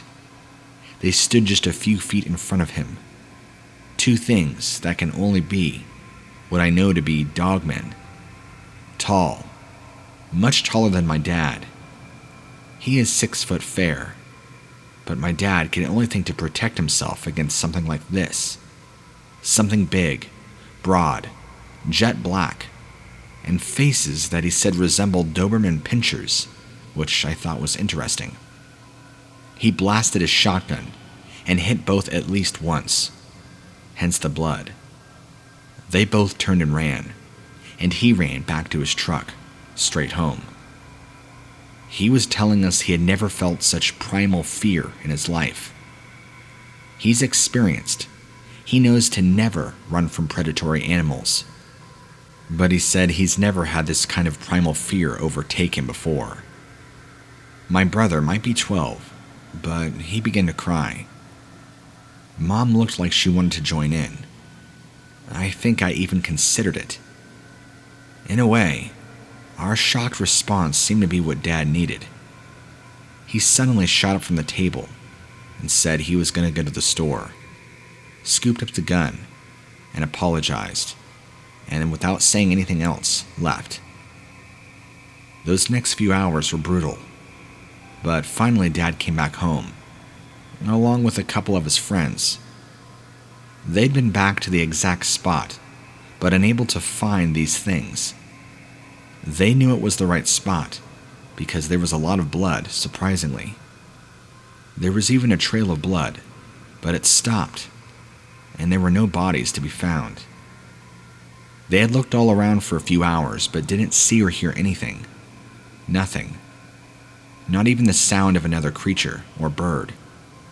In fact, the entire time, the woods felt eerie, and even deathly quiet. They've been back several times, but these dogmen, to what I know, have never been spotted a second time.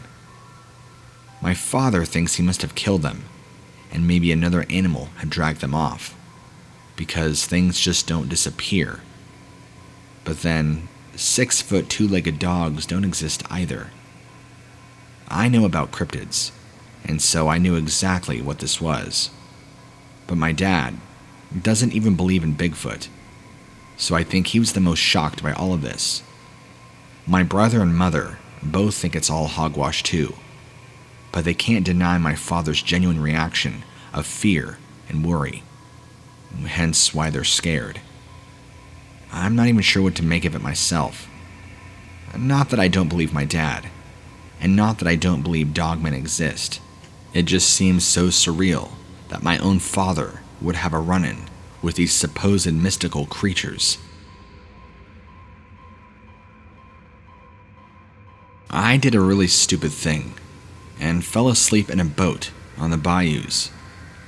Considering that the gators and croc population was up in those days, that was an especially stupid thing for me to do. But I had been drinking, and the swamp sounds had been so soothing. I felt succumbed to the relaxation and conked out. I woke up to the sight of what looked like logs with eyes drifting all around me. I knew that if I started rowing, those logs would beeline me, and I'd be in for a world of trouble. I hoped they would go away on their own. That turned out to be a very foolish hope. The exact opposite happened. One of them got tired of waiting and started carving V-shaped ripples as it headed straight for me. Now, maybe it was the liquor or the hangover from it, but I watched as that crocodile, or alligator, whatever it is, came straight for me, and I was ready to go. But then there was a ripple on the surface and some bubbles, and the alligator, or whatever, was gone. Stranger yet, the others started fleeing from my location. I was expecting the once submerged alligator to launch itself out of the water and slam itself into my boat. Instead, it emerged on a far bank, and it looked like it was scrambling for its life.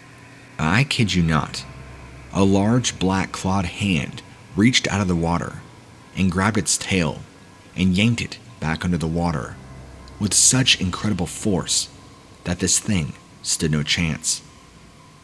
Now, I don't know how much you know about the autonomy of an alligator, but the tail ain't the weakest part of their body, by far. The simple fact that this animal was wrestled back into the water by its tail, with one hand at that, raised some serious questions about what sort of thing or person was manhandling it. A few moments later, I could see there was no man to do the manhandling.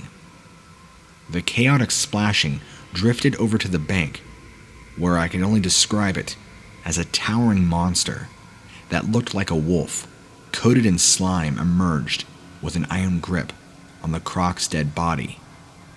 Thrash as it may, there was just no escaping, and it was one of the bigger alligators I had ever seen.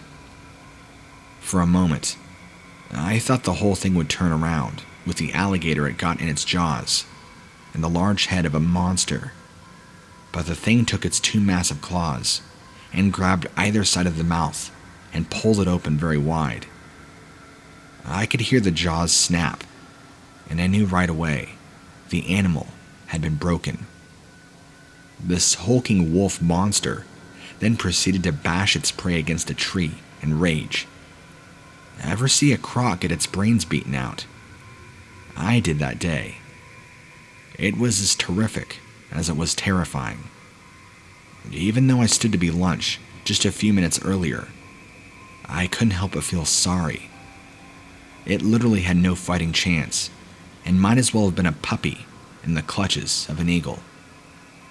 If you'd met me, you'd see that my hands shake. It's why my voice shakes too.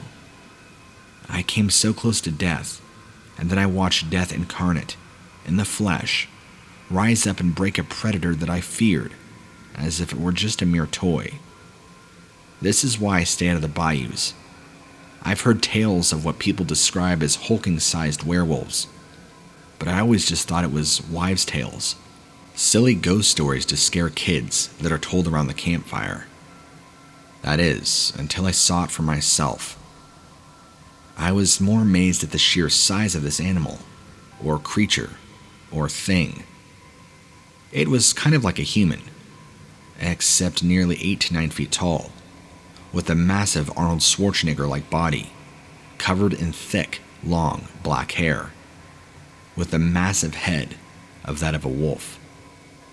To say it was a werewolf, well, I don't believe in people changing into wolves at a full moon, but aesthetically, this thing lined up with what many consider to be a werewolf, except it looked much more fierce and hulking than I could have ever imagined. This is why I now, permanently, stay out of the swamps. I know those tales are real. I don't know if they're demons or if they're living animals, or whatever they are. I prefer to consider them guardians of the swamp. And I guess that day, however you want to look at it, this thing was looking out for me, or so I'd like to think. I rented a cabin in the hills of Tennessee for my wife and I's 45th anniversary. My wife and I both challenged ourselves to a level of roughing it than either of us were ever used to. We used to tease each other that if we could survive this marriage, we could survive anything. You would have thought that things were going off without a hitch. The weather was gorgeous, and we settled into the isolation of the cabin just fine. The nights were cool, and I regretted not getting a place with glass in the windows. But I wasn't going to admit that to my wife, and I was sure she wasn't going to admit that to me either. Both of us snored, and it was a guess who would be woken up by the other, whoever was the first to complain. Well, I woke up first, but there was more to be heard in the darkness than my wife sawing logs.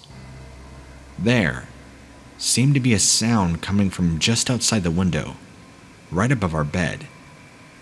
It was a bestial grunting that I couldn't place. It was too soft to be outdone by the sound of my wife snoring. I curled up against the cold, fresh air that drifted in. But there was a smell of wet dog that would drift in on the edge of my senses at very odd intervals. And just as soon as I was sure that's what I was smelling, it was then gone. Bobbing in and out of sleep, it occurred to me that there could somehow be a lunatic skulking around the property outside. If that were the case, we were in a fix, being so far away from the police. I was no dummy. I packed a 10mm and kept it nearby at all times. The smell and the sounds remained very close to our window.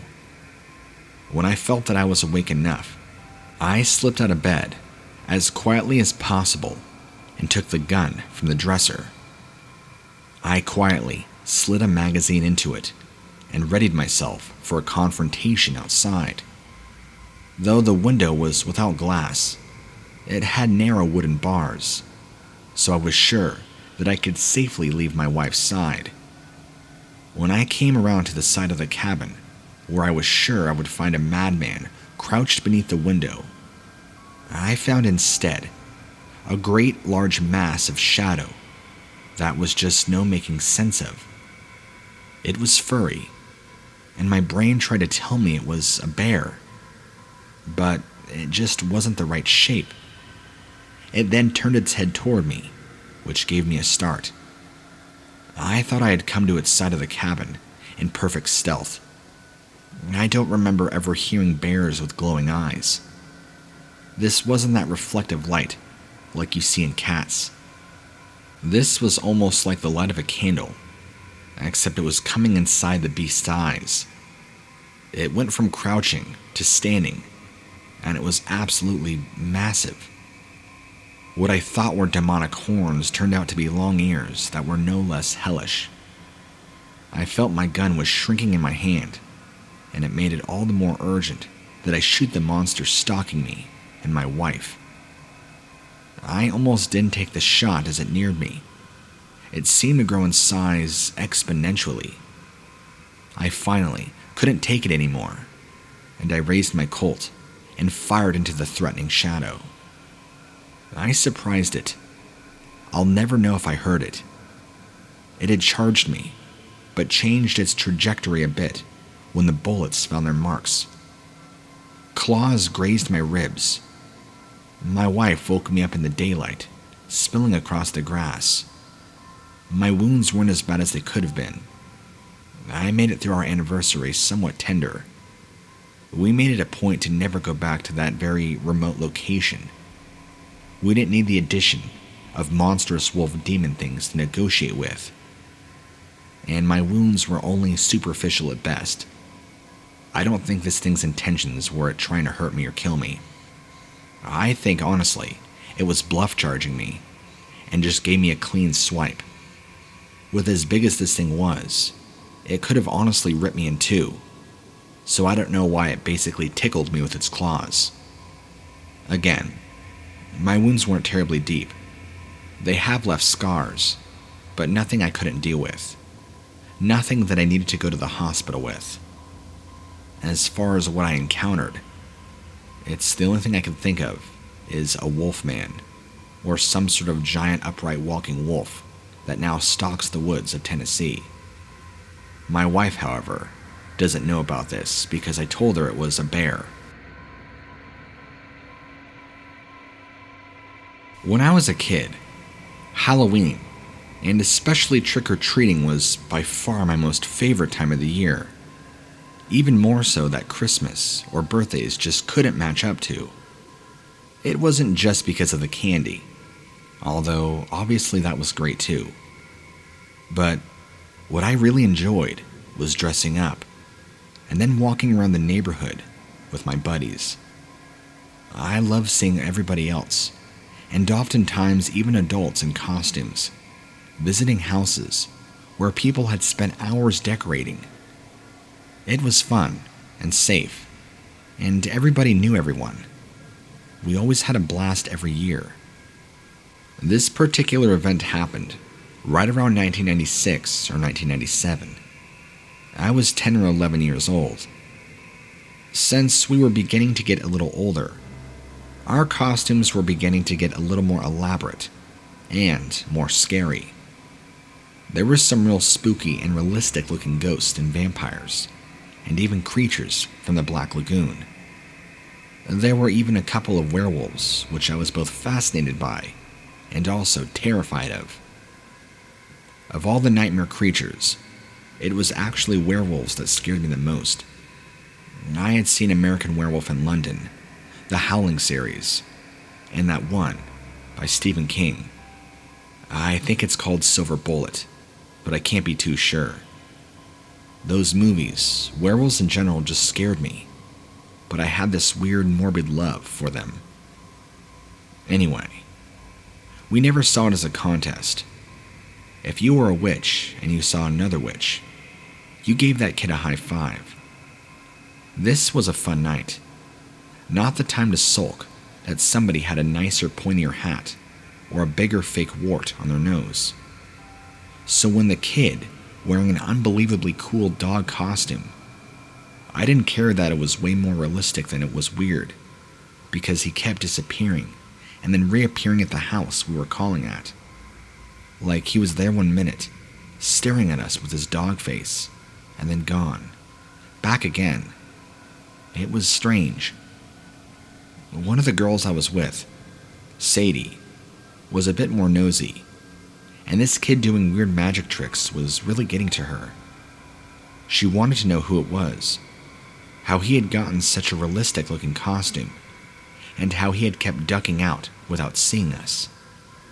So, once we got a hit up with candy bars, she turned to me and told me that I'm gonna have to go talk to that kid. Now, another thing about nosy Sadie, you did as she said. She began to walk down to where we had saw this kid reappearing behind the brush. Only that's when this story went from a cute Halloween story to absolutely real and terrifying. Not long before there, maybe, 60 feet, if I had to guess from memory, was thick wilderness that branched the entire end of that entire neighborhood. I'm not really sure what lied beyond there. It was kind of just the ending point of that whole neighborhood. Well, as we approached the brush that we were seeing this, what we thought was a kid, we saw that same kid stand up, even taller than before, and since we were closer, we realized that this possibly wasn't somebody or something in a costume, because it stood up very tall. Not too much taller than us, but a little bit taller, and it even had glowing yellow eyes, and took off running into the woods, where we turned and saw another one, much, much larger, probably about double the size of the one that stood up in front of us behind the brush that ran into the woods. That one seemed to be utterly massive, with glowing red eyes, staring at us. We were terrified. That's when it began letting out a low growl, holding onto the trees, slowly making its way out in the open. Of course it was nighttime, and it was dark over there, but we could still see the general silhouette and shapes of it, even through the dim lighting. We took off running, wondering if this thing had decided to make itself known on Halloween night. Looking back as an adult, I know now more about creatures and cryptids that aren't supposed to exist. My adult perspective is this, that somehow, and keep in mind that it just so happened to be Halloween, which has nothing to do with this thing appearing, I just think it was a coincidence. I believe we saw an adolescent dogman that was curious and was watching us trick-or-treating. When we approached it, it ran off, and the much, much bigger one was probably the alpha male, or the female, the parent of the adolescent. Why it never attacked us? Well, maybe it was just giving off a very threatening growl to warn us. I don't know, but I know these things exist. I know they're out there, as terrifying as it was. I understand it might sound cheesy and hokey that we happened to see it on Halloween, but I'll just reiterate that I don't think us seeing this thing on Halloween night had any coincidence whatsoever. It was just by chance.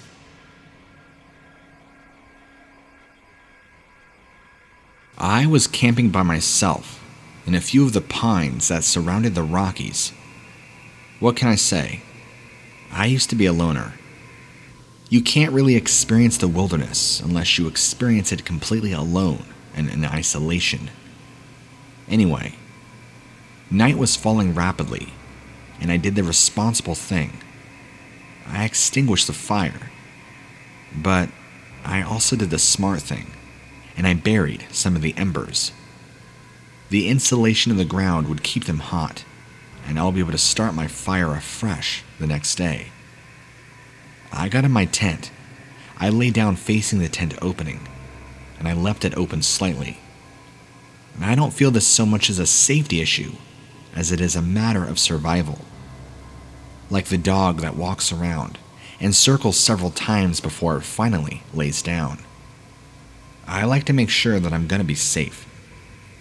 I'm a very light sleeper, and the slightest disturbance will wake me up, and I'll be ready to defend myself in full. Well, there was a disturbance. I opened my eyes and I looked out into the crack of the tent into the darkness, where I thought I saw some of the embers of the fire. This confused me, and I even questioned if I was still dreaming, because I know for a fact that I had extinguished the fire. It was when the embers weren't doing anything except hovering in the air that my senses started to tell me something wasn't right. Other details started slipping my fog of sleep, such as the fact that the two embers weren't red, nor orange. They were yellow, almost amber. For a split second, they blinked as if they were eyes. With my heart pounding in my head, I reached beside me for my pistol and my flashlight. What happened next? A very quick succession, but the intensity of it all made it seem to last for hours. I lit this thing up with my flashlight.